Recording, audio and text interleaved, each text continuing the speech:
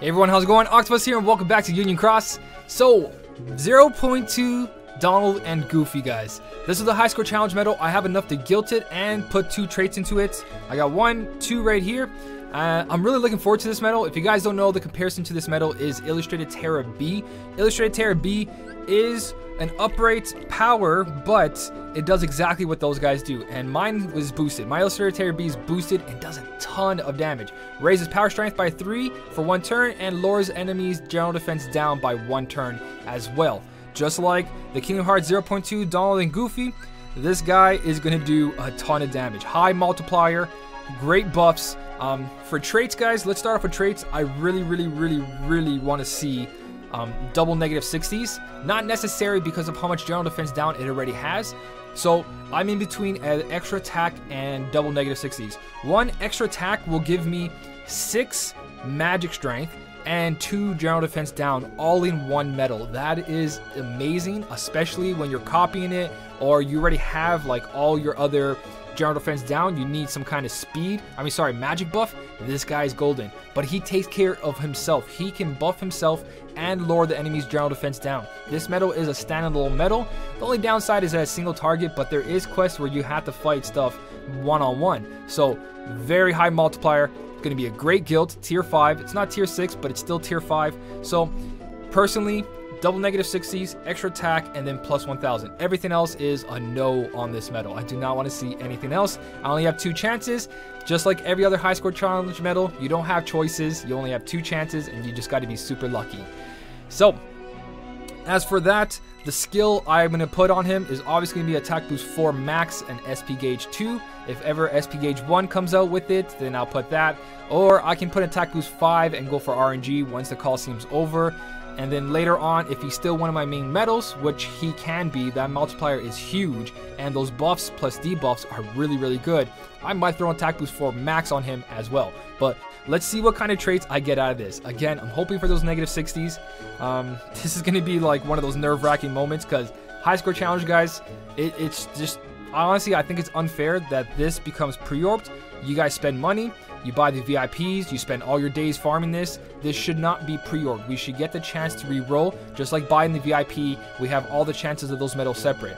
High score challenge medals, there's just too much competition, too much money put into it, too much effort, too much time to actually have these medals not put together. Again, that's one thing I would really like to see change, but they would have to change it on their own terms. So for now, we got to do what we got to do. It's pretty much fair for everyone. It's not like someone else got 7 copies. We all got 3 copies who were made top 5,000 and hit the actual score of whatever millions they wanted. So here we go. First trait roll, not guilt, just first trait roll. Please a negative 60. I'm letting the animation go through because, I don't know, just for a little bit of luck. A little bit of luck. Negative 60? Negative 60! So good right there. First negative 60. If I get extra attack or another negative 60 or even plus 1000, I'll be happy. I'll be one happy. I will go to the light.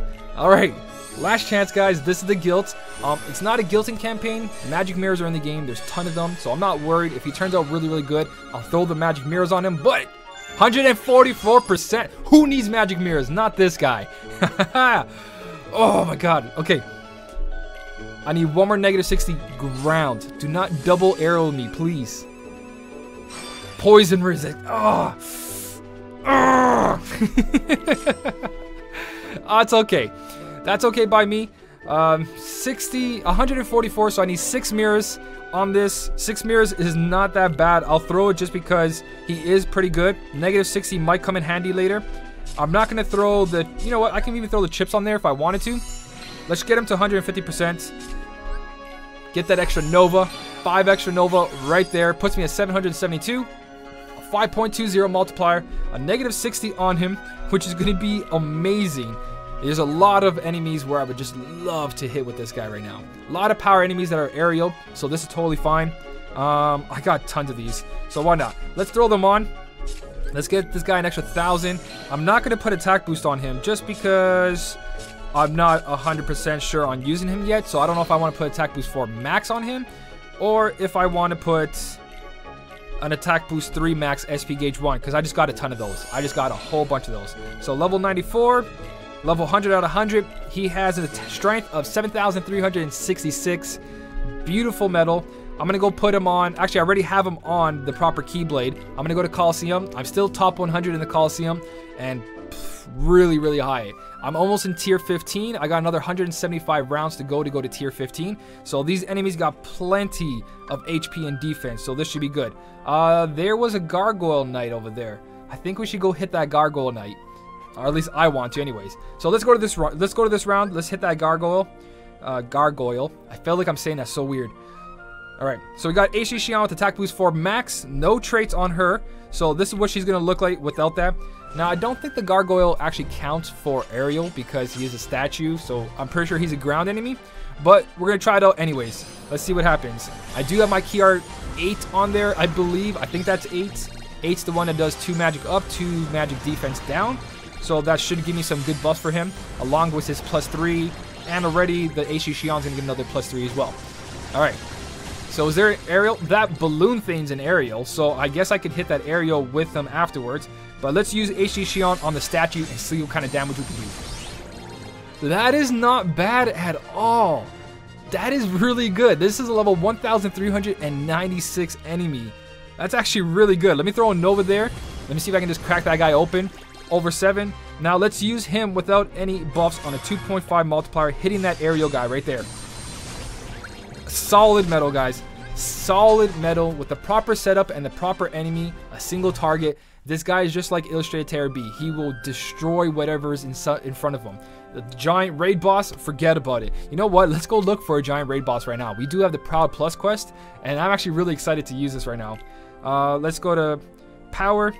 I believe the Behemoth is right here. Level 470 Behemoth.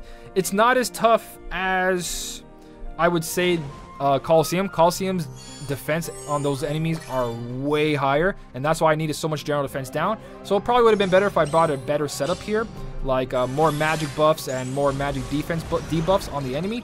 But no time, guys. I don't want to make the video super long. I just want to get in and out, show you guys as much as I can, talk about traits, the guild, my traits, skills, and then show off his amazing attack.